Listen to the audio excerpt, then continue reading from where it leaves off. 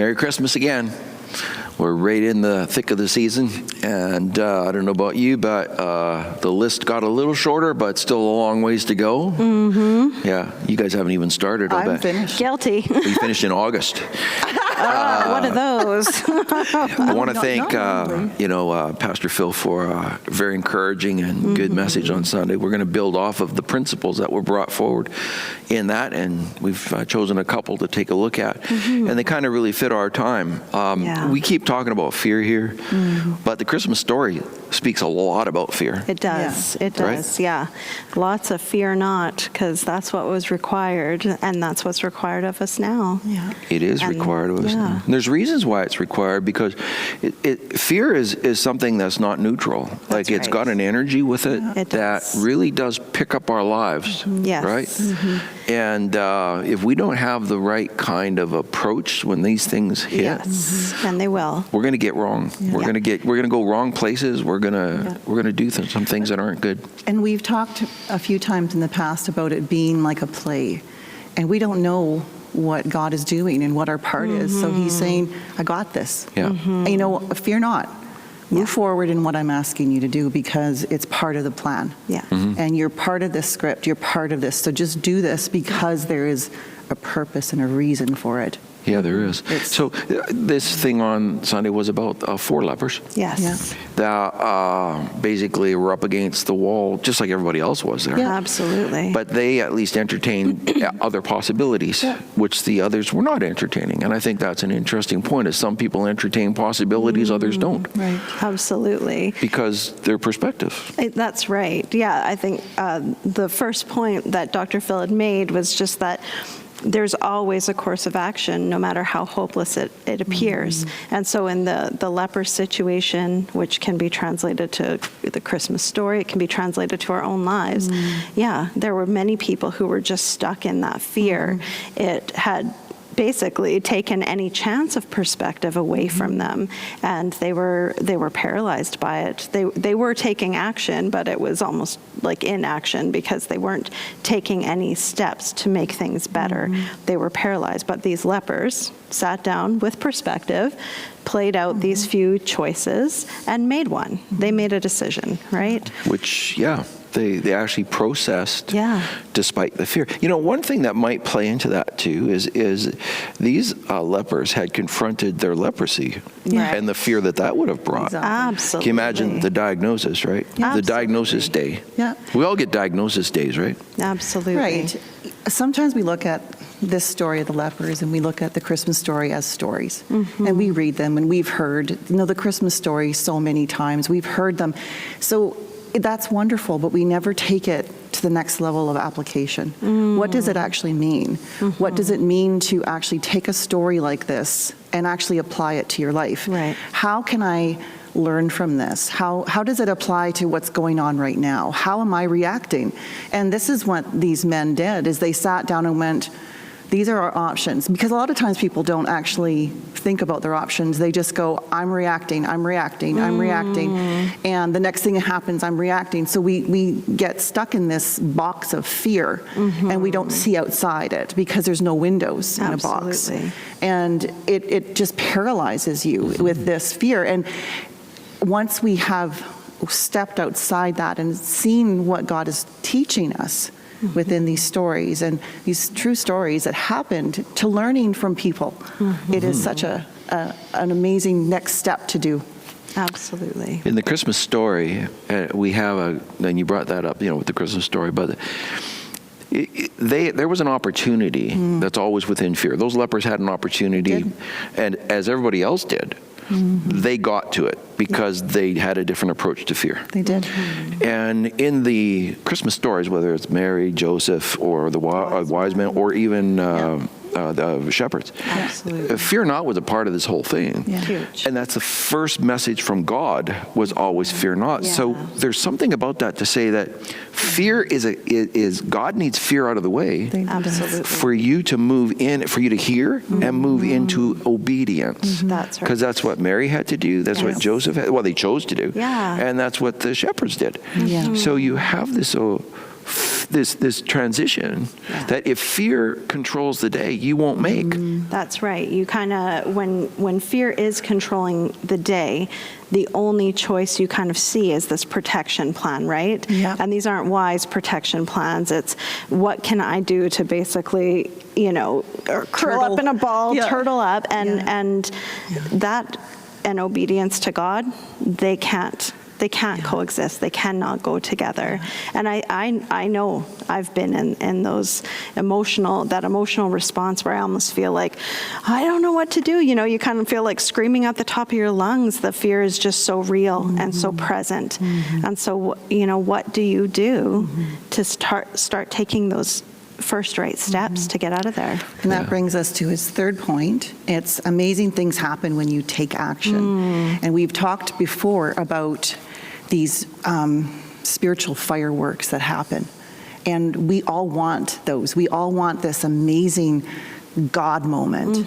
But we actually have to take action. We actually need to step into the fire. We actually have to step into and ask him first. Yes. What is my options? Yeah.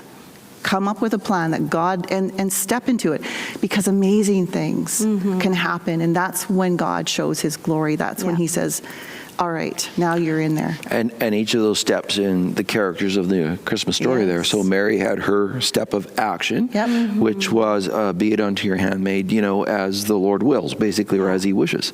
And more or less, I fully accept this plan. I fully accept what you're bringing, Lord. I'll do it.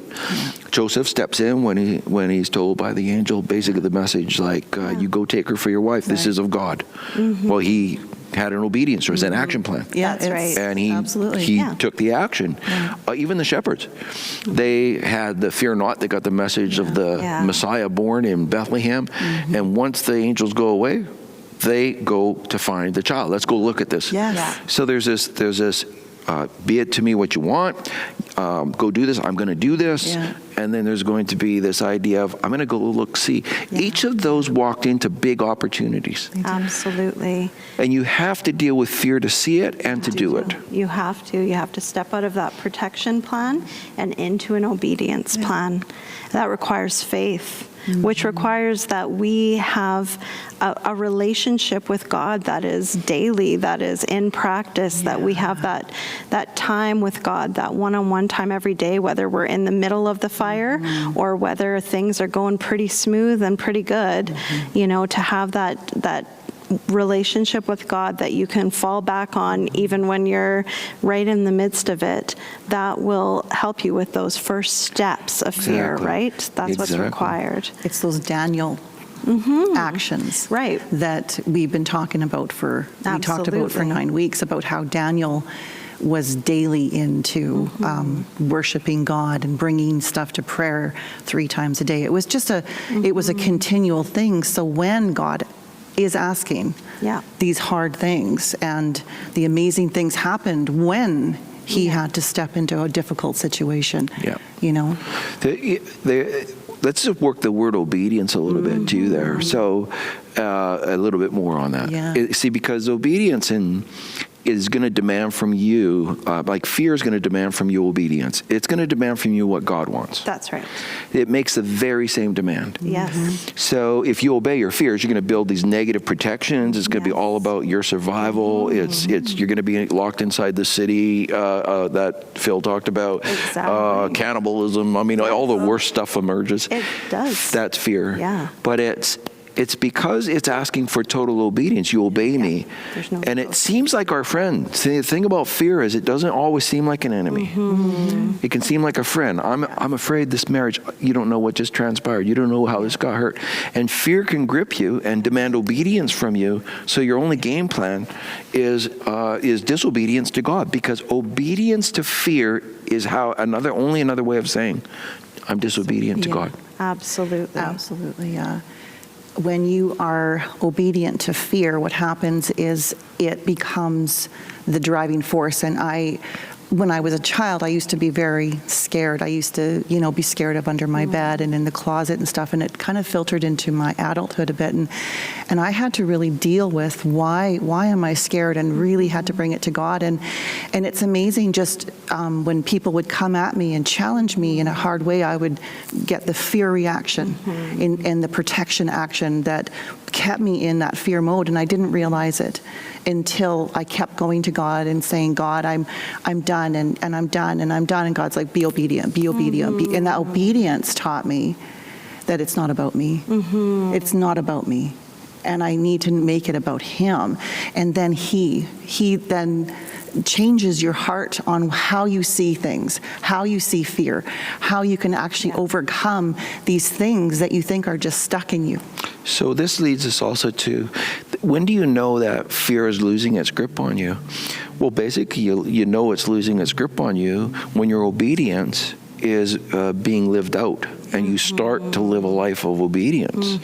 When you're making choices and taking actions that are obedient in their nature. You might not be at the ultimate obedience yet, but even the move towards it, those first steps, is breaking fear's hold. Absolutely. And when you won't be obedient, tells you that fear has a complete stronghold in your life. And that's a difficult place to be. And it can be in an area of your life. And then it, out of there, God uses that as a throne room to kind of affect all these other areas, right? Absolutely. So we have to be cautious of fear.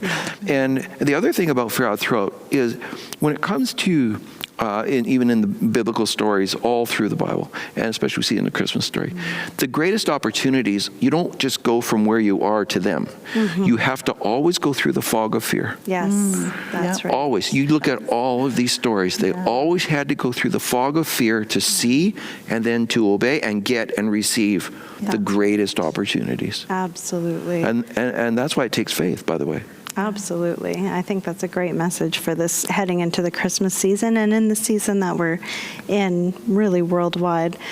My husband and I were just talking about this last night, how when we're really being obedient to God and walking in His plans, we were just saying, I don't think ever once has it been convenient. Has it been by my schedule? But has it been within the parameters I've set for how, a disciplined living, in this area and that area? I don't think it's ever been by my timeline. And it has always been the best thing we've ever done when we've stepped out of all that, and He's required so much of us, and it's not in our 9 to 5 or whatever that is that we've set out, but He always requires more, and the blessing is always so much greater than what we could have imagined. Absolutely. Just knowing that He is actually with you in your inconvenience and your uncomfortableness. And I've talked to so many people about, where you're comfortable here, live right here. Just live right here, because if you're not just a little bit uncomfortable, you're kind of limiting yourself, and God always will bring you out of that. Was Joseph comfortable in the whole situation? No, but he is obedient in it. He got to hold Christ. He got to actually be there. He got to raise God. What an honor, what a beautiful honor. In that obedience, he still had a choice, even though he was told. Yeah. Sometimes we're told we always have a choice to be obedient. Even though we don't think Joseph had a choice, we don't think of it in that way. He had a choice. Very much so. So when God invades our life, we don't think of it that way. Yeah. But when God does invade our life, He's always going to cause some kind of fearful response. Yeah. Because yes, your comfort won't be served. It's not your plan, it's His, and you're going to have to choose simple forms of obedience and then really develop the art of obedience in your life through faith. And so if God's invading your space, it's not because it's going to make you real comfortable. It's because it's going to make you really effective. It's because it's going to make you strong, because it's going to make you like Him. And your best opportunities, you're going to always walk through a fog of fear. So no matter what you're up against in this Christmas season, know that the best that God has for you confronts your fears. And what you want to do is not be obedient to your fears. Yes. Be very disobedient to your fears. That's what faith does. It makes you disobedient to your fears, and it makes you obedient to God. And we encourage you to take that step and see what God's opportunity is for you today. Bless you.